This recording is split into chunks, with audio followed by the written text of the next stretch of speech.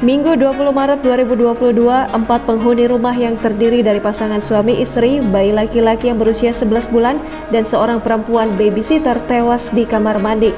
Kejadiannya sekitar pukul 16.00 waktu Indonesia Barat. Peristiwa itu terjadi di sebuah rumah di Jalan Pulau Mas Barat 12, Kelurahan Kayu Putih, Kecamatan Pulau Gadung, Jakarta Timur. Dari hasil penyelidikan, keempat korban yakni Pasutri berinisial BG 37 tahun, N 29 tahun, bayi EA, dan babysitter SI. Kapolsek Pulau Gadung Kompol David Ricardo mengatakan kronologi kejadian saat sang ibu sedang memandikan anaknya yang masih kecil itu di bak mandi. Diduga arus listrik tersebut berasal dari steker pemanas air shower yang digunakan untuk memandikan sehingga sang ibu dan bayi tersengat listrik bertegangan tinggi. Saat itu N sempat berteriak minta tolong hingga akhirnya SI dan EA yang bergegas datang untuk menolong.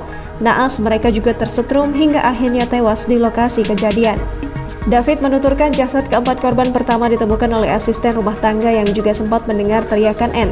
Jasadnya ditemukan dalam keadaan tergeletak di kamar mandi. Usai dievakuasi, jenazah korban BG, N, dan EA dibawa ke rumah duka Heaven, Jakarta Utara. Sementara SI dibawa pulang ke kampung halaman di Kabupaten Wonogiri, Jawa Tengah. Jangan lupa subscribe, share, komen, dan like ya!